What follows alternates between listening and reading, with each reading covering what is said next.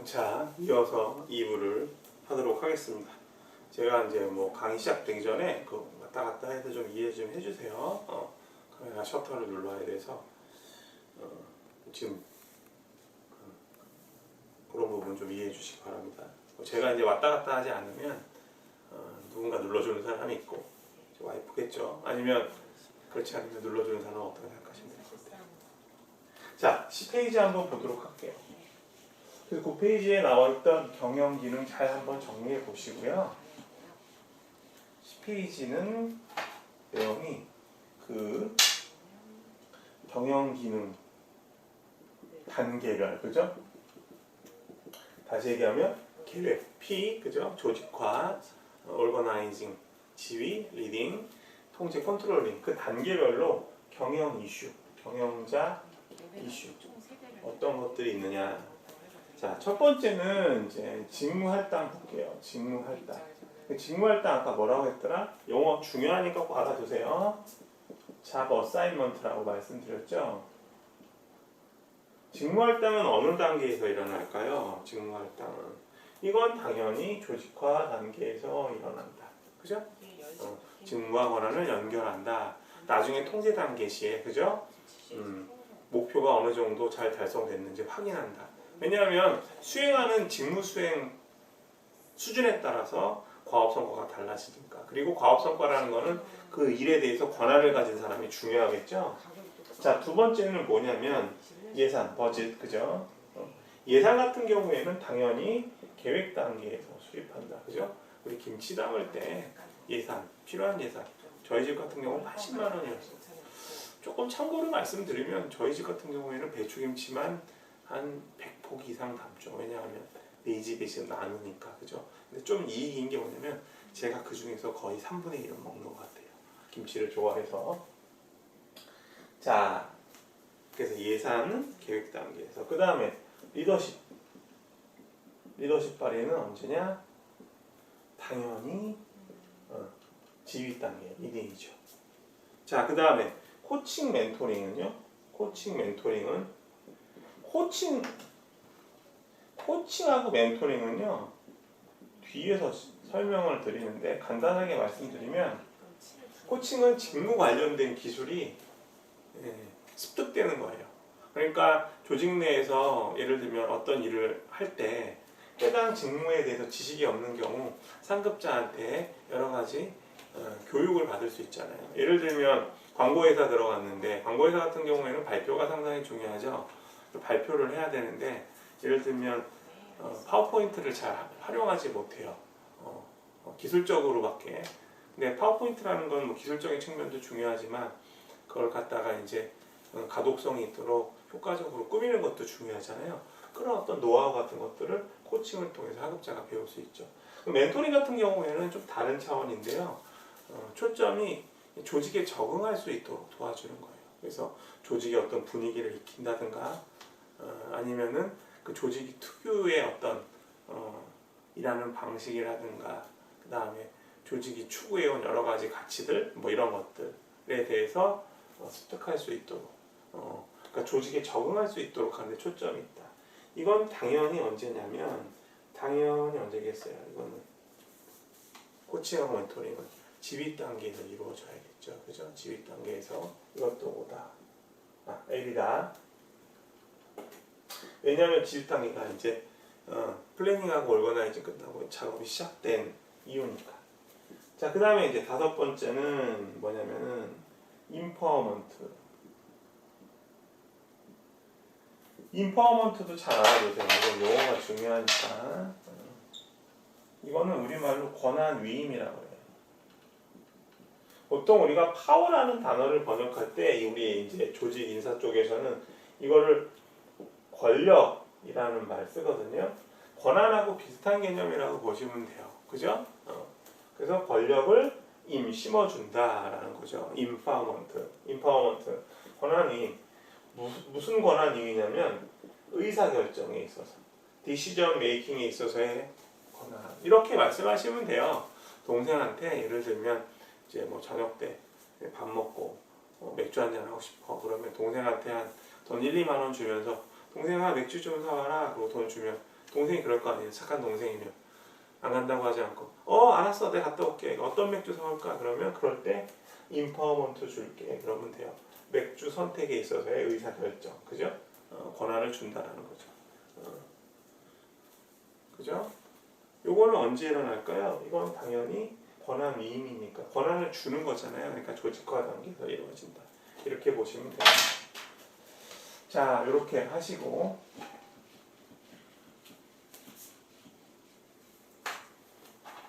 그 다음에 이제 조직문화 강조라는 게 있어요. 6번째 조직문화 강조.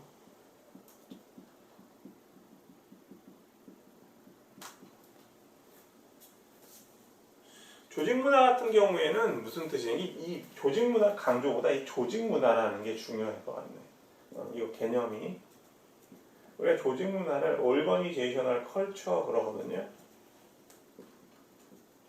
조직문화. 뒤에서 이제 오늘 뭐 설명을 할까? 다음 시간에 할까 모르겠는데 조직문화라는 거는 조금 전에 말씀했듯이 멘토링 관련돼서 제가 말씀드렸을 때 조직 분위기라는 말 썼잖아요.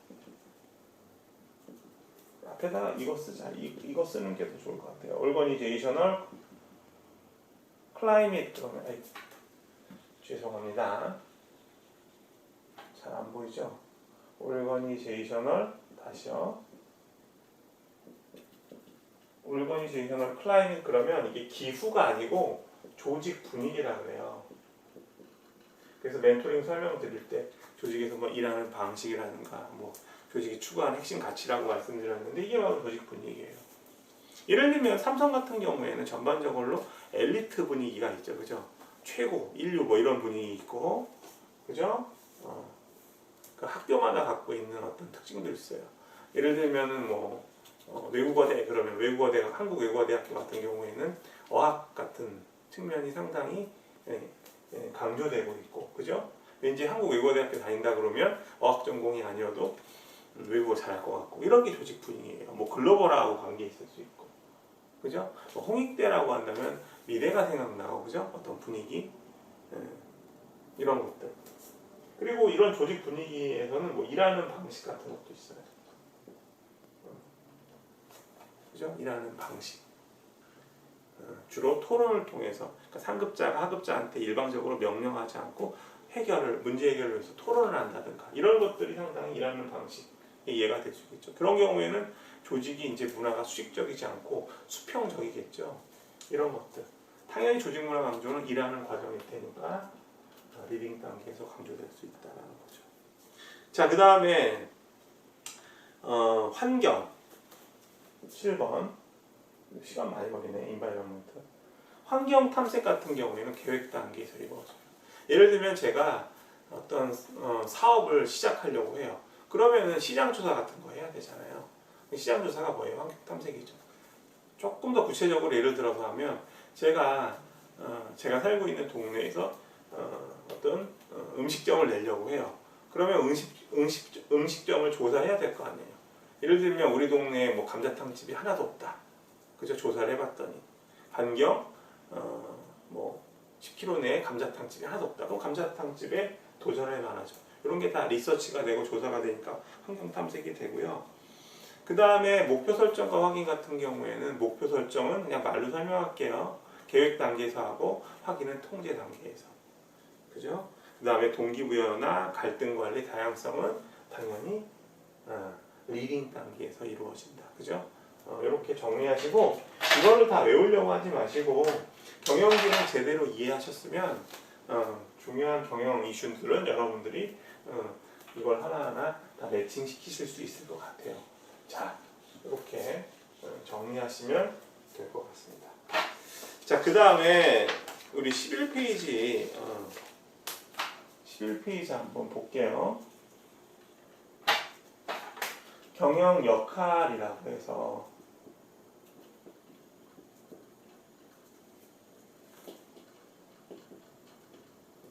매니저리얼 롤이라고 하죠. 경영 역할. 이 경영 역할이라고 하는 거 지금 우리가 여러분들이 개념이 좀 헷갈리실 수 있어요. 앞에 뭐 나왔더라? 경영 기능, 경영 역할. 그 다음에 여기다 한번 조그맣게 적어볼까요? 나온 김에. 지금 우리가 이제 배운 것 중에서 경영 기능이 있고, 그 다음에 경영 역할이 있고, 그 다음에 경영 기술이 있어요. 이거 공통적인 특징은 뭐냐면 모두 경영자들에게 필요한 거. 그죠? 그러니까 관련성을 한번 볼까요? 경영 기능은 뭐였더라? 계획, 조직화, 지휘, 통제인데 그것을 잘하기 위해서 경영 기술이 필요하죠. 기술. 그죠? 그리고 그 경영 기술이 습득되면 경영 기능이 제대로 수행될 수 있는 역할이 분명해지겠죠. 말장난인 것 같은데 다 경영자에 관한 거라고 보시면 돼요. 자, 어찌됐건 간에 경영 역할이라는 거는 크게 세 가지로 우리가 살펴볼 수 있어요. 첫 번째는 대인관계 역할. 이것도 용어 정리 잘 하시기 바래요. 인터퍼스널 롤. 인터퍼스널 롤이니까 이게 이제 한자 안 쓰고 영어 공부해도 의미만 봐도 이해하기 쉬워요. 인터니까 인터퍼스널이니까 그죠? 사람하고 관계된 거죠. 이게 무슨 간이라는 의미가 있잖아요. 그죠? 사람 간 인터가 그죠? 인터넷 인터내셔널 그죠? 인터퍼스널 인터가 이 간의 의미가 있잖아요. 그래서 대인관계 역할 그러면 경영자니까 사람들이랑 많이 접촉할 거예요. 컨택이 일어날 거죠. 그죠? 컨택이 그러니까 사람과 관계되는 이 대를 갖다가 뭐 이렇게 뭐 큰 대자를 써서 이렇게 생각하시면 안 되고요. 사람과 관계되는 역할이다. 왜냐하면 경영자들은 많은 사람과 접촉할 테니까. 그래서 첫 번째로 대표자. 자, 대표자 역할 한번 볼게요. 대표자는 회사를 대표해서 법적 책임을 진다. 그래서 보통 우리가 뭐 연말에 가면 그죠? 연말에 뭐 불우이웃돕기 성금을 낼 때 성금 기탁할 때 그 회사 대표자 이름 명의로 성금을 기탁하는 경우가 있어요. 방송국에 성금 기탁할 때 예를 들면 우원 주식회사의 이우원 회장의 임직원이 얼마를 기탁하셨습니다. 이런 식으로 보도하잖아요. 회사를 대표한다는 거, 그죠? 사람들과 관계되는 역할이고. 두 번째는 뭐가 있느냐? 리더 역할. 리더 역할 같은 경우에는 구성원들의 동기부여에 중요한 책임을 갖고 있다라고 보시면 돼요. 자발적인 행동을 위해서 동기부여는 자발적인 행동이 일어나는 거거든요. 구성원들이 그 직무를 수행할 때 자발적으로 일을 하면 얼마나 좋아요. 근데 회사 일이라는 게 아무래도 자발적으로 하기가 쉽지는 않죠, 그죠? 우리가 재미있는 일을 할 때는 자발적인 행동이 가능하지만 일 같은 경우에는 그렇지 않잖아요. 우리 공부할 때 동기부여 일어나기 어렵잖아요. 그래서 과거에 우리 어릴 적에 부모님들이 동기부여에 대한 여러 가지 유인책을 주시곤 했었죠. 뭐 장난감을 사주신다든가 용돈을 주신다든가 그죠? 그렇게 생각하시면 되고. 그 다음에 어카운터빌러티, 결과 책임, 부서 성과에 대한 책임을 갖는다라는 거죠. 그래서 똑같이 대인관계 역할인데 대표자 역할은 최고 경영층한테 상당히 중요하고요. 그죠? 회사를 대표하는 거니까. 리더 역할은 동기부여가 중요하다고 그랬으니까 아무래도 중간 관리자에게 중요한 것 같아요. 그죠? 이것도 한번 생각해 보세요. 그 다음에 마지막으로 이제 연결자 역할이라는 게 있어요. 연결자. 네트워크 형성한다. 외부 협력업체와 그죠? 그죠? 연결을 맺는다. 네트워크를 형성한다. 이해되세요, 이거? 이런 거죠. 예를 한번 들어볼게요. 예를 들면 여기 A 마트가 있고요. 그죠?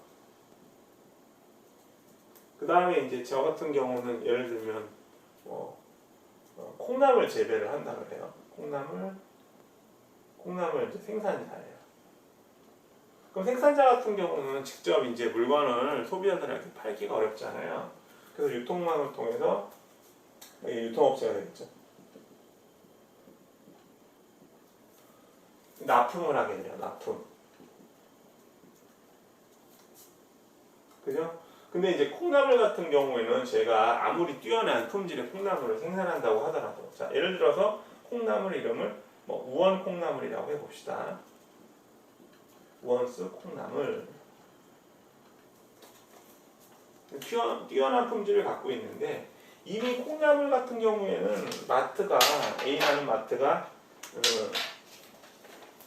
이 생산자하고 컨택을 하죠. 생산자도 좋고 제조사도 좋아요.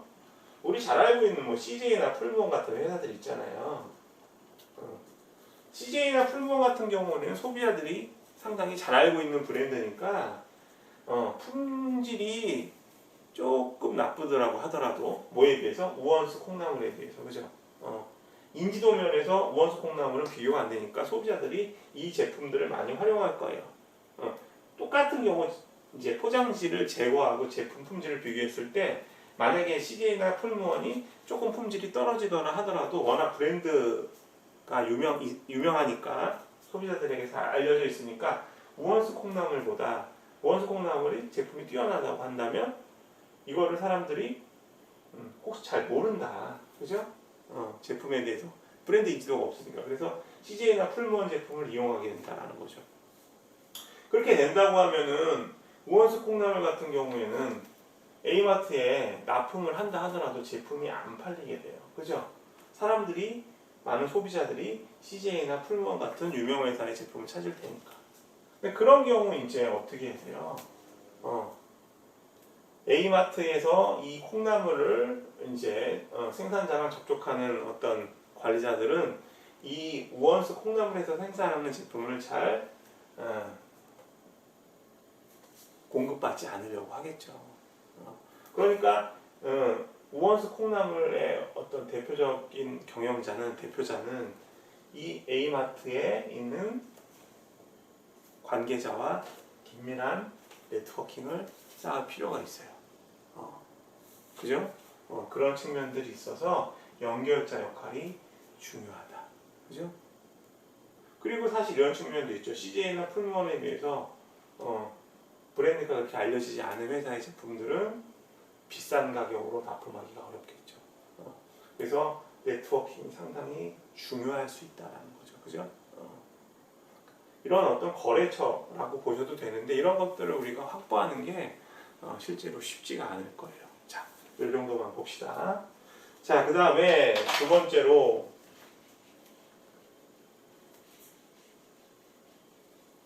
요거 관련돼서 조금 시간이 있어서 말씀을 드리면 말씀드릴까요? 이야기해보죠. 저희가 저희 동네에 있는 마트는 롯데마트인데 진도가 좀 여유가 있어서 제가 딴 얘기하는 거예요. 롯데마트도 역시 이제 콩나물을 판매하고 있거든요. 제가 아까 말씀드린 대로 CJ하고 풀무원 제품이 있는데 이 두 회사 제품 다 좋아요.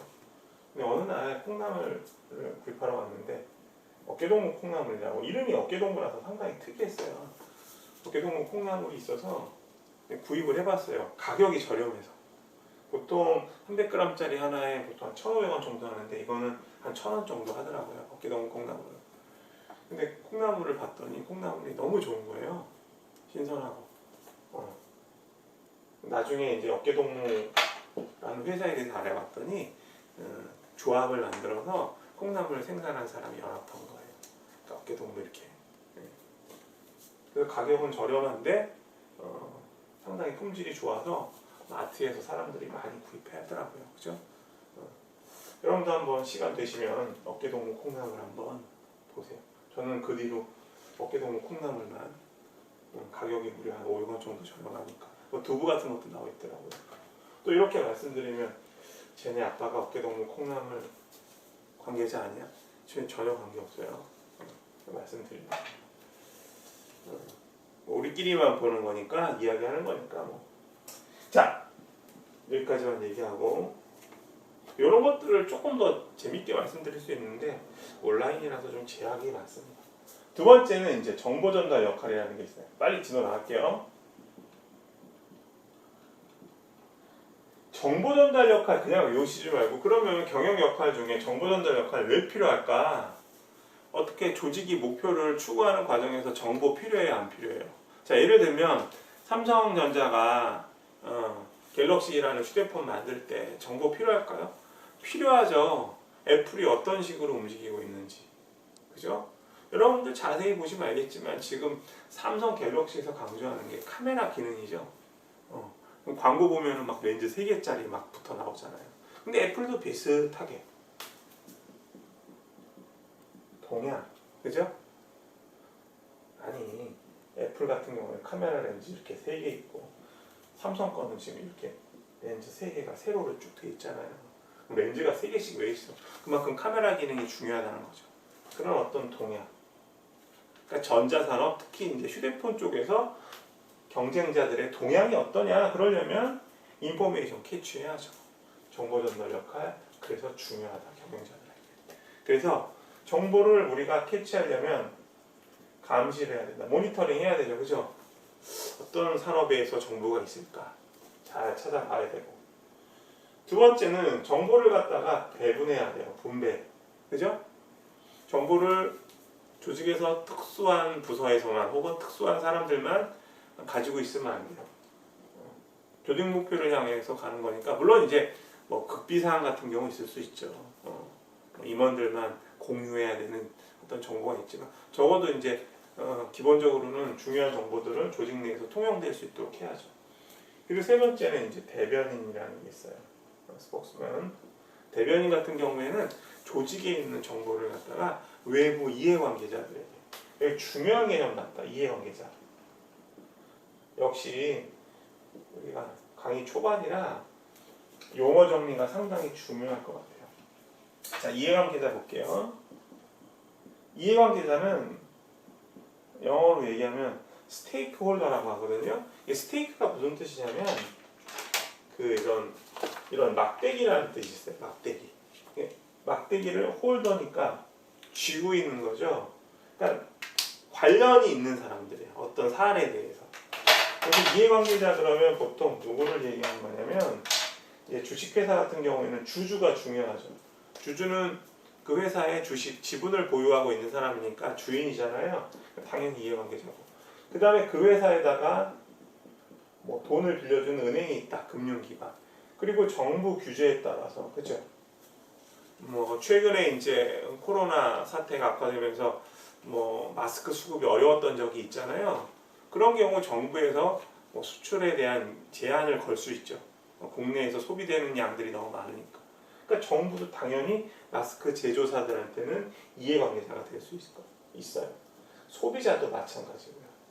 그죠? 그 다음에 뭐 경쟁자 등등등. 이런 사람들한테 조직의 어떤 정보를 알린다. 그래서 여기 이제 대변인 같은 경우에는 우리 조직에서 어떤 일을 하고 있는지, 정당 같은 경우도 대변인들이 나와서 어떤 정책의 기조 같은 것들을 이야기하잖아요. 그죠? 이해되셨어요? 마찬가지로 이해관계자들에게 조직의 정보를 이야기한다. 이렇게 생각하시면 될 것 같습니다. 자, 그 다음에 세 번째로 이해관계자 잘 알아두세요. 스테이크홀더. 세 번째는 뭐가 있냐면은 이제 의사결정 역할. 디시저널 롤. 제가 이게 필기할 때 막 영어 쓰고 한글 쓰고 그러는데, 여러분들은 선생님 일관성 없어. 여기는 한글로 대인관계 역할 쓰고 영어로 쓰셨는데, 여기는 또 디시저널 롤만 쓰시고 우리말을 설명 안 하셨네. 일부러 그러는 거예요. 제가 헷갈려서 그러는 게 아니고, 헷갈린 거 맞고요. 여러분들은 이렇게 쓰실 때 이 두 가지를 별개로 하시지 말고 같이 그냥 왔다 갔다. 이를테면 이런 거죠. 이거 뭐예요? 읽으면 우원이잖아요. 이거는요, 우원이잖아요. 이렇게 쓰나 이렇게 쓰나 다 이해 가시죠? 이렇게 같이 보시라고. 자, 의사결정 역할에서는 크게 네 가지가 있는데, 혁신자, 조직 변화를 가져올 수 있는 제도를 도입한다, 뭐 이런 내용이 있어요. 자, 예를 하나 들어볼게요. 공기업 같은 경우에는 여러분들이 되게 선호하는 직장이죠. 왜냐하면 공기업 같은 경우에는 공공복리를 위해서 존재하는 조직이니까 그 기업의 이윤 추구가 그렇게 중요하진 않아요. 그죠? 그래서 여러분들 대부분 공기업 같은 데 가고 싶어 하시잖아요. 그죠? 왜냐하면 공기업 같은 경우에는 정부에서 지원을 많이 받죠. 지자체의 지원을 받는 경우도 있고.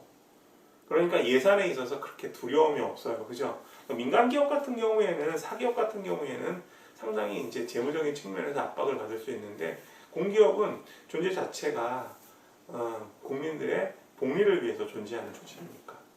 그죠? 주택토지공사 같은 경우도 마찬가지죠. 뭐 조폐공사라든가 뭐 전력공사 같은 경우에는 이제 정부나 뭐 민간 지분이 같이 들어와 있긴 하지만 어찌됐건 공공성이 강하죠. 그런 조직에서는 큰 잘못을 저지르지 않는 이상은 정년이 보장돼요. 더 좁게 얘기하면 공무원 같은 여러분들이 이제 시험에 많이 매달리는 이유가 안정성이잖아요, 그죠? 공기업도 그렇고, 지금과 같이 불확실한 어떤 상황에서 고용에 있어서의 안정성은 중요하니까. 그런데 그 반면에 이제 공공기관 같은 경우는 약간의 어떤 변화라든가 혁신 같은 그런 부분이 민간 부분보다 좀 아쉬운 부분이 있어요. 그래서 공공기업에서 만약에 연봉제를 도입한다라고 한다면 연봉제에서 가장 핵심적인 게 성과에 대한 부분을 반영하는 거거든요. 근데 성과에 대한 부분을 반영하면 어떻게 되겠어요? 약간 조금 이를 민간기업 같은 경우에는 정리해고가 자유로운데 공기업은 사실 그런 게 어려우니까 성과를 도입한다는 거는 상당히 공공조직에 변화를 가져올 수 있는 부분이죠. 그죠? 중요한 거는 그렇다고 해서 이 성과급이 반영되는 연봉제 도입을 할 때 무조건 연봉제를 도입해야 되는 건 아니고요. 연봉제를 도입하되 성과급 비중은 어느 정도로 할 것인가 상당히 중요한 이슈가 되겠죠. 그죠? 예를 들면 성과급 비중을 한 80%가 한다. 그러면 연봉제라는 거는 조직 구성원들을 쫓아내기 위한 제도로 존재하는 거지 안정적인 조직에서 혁신을 도모할 수 있는 그런 방법이 될 수 없어요. 오프라인 수업 같으면은 이런 주제에 대해서 좀 이제 토론 같은 것도 하고 그러면 재밌을 텐데 화두만 던져볼게요. 이해는 되셨죠? 자, 두 번째는 어떤 게 있냐면 문제 해결자. 조직이 예상 밖의 상황에 직면했을 때 어떻게 그 문제를 해결할 것인가. 이게 상당히 중요합니다. 그죠? 최근에 몇 년 전에 있었던 이제 그 폭스바겐의 디젤 게이트라는 사건 기억하세요? 디젤 게이트? 폭스바겐? 그 배출가스 조작한 거 있잖아요. 그죠? 그 클린 디젤을 믿었던 사람들에게 상당히 큰 충격을 줬고 미국에서는 상당한 많은 보상을 했어요. 그죠? 소비자들에게. 근데 이런 경우 디젤 게이트 일으키지 않고 경영진들이 진솔하게 사과를 하고 사실을 소상하게 밝혔다고 한다면 문제 해결을 잘 다뤘겠죠. 정직하게. 그죠? 자, 그 다음에 그래서 잘못된 의사결정을 했다. 폭스바겐 같은 경우. 자, 세 번째는 자원 분배자. 조직에 있는 자원을 어떻게 배분할 것인가 상당히 중요하죠. 그 다음에 네 번째 협상자. 조직의 내 외부의 갈등 상황에서 어떻게 갈등을 해결할 것인가. 조직 내부의 갈등 같은 경우에는 그 이제 임금 협상 같은 거 있잖아요, 그죠? 근로자하고 경영진 간의 임금 협상 같은 거 있죠. 그런 경우 어떤 식으로 협상할 것인가. 혹은 뭐 이제 협력업체하고 부품에 대한 어떤 물품의 단가를 매길 때 어떤 식으로 협상해야 될까. 협상자 역할이 있다. 이렇게 정리하시면 되겠습니다. 자, 2부 마치고요. 이어서 3부 할게요.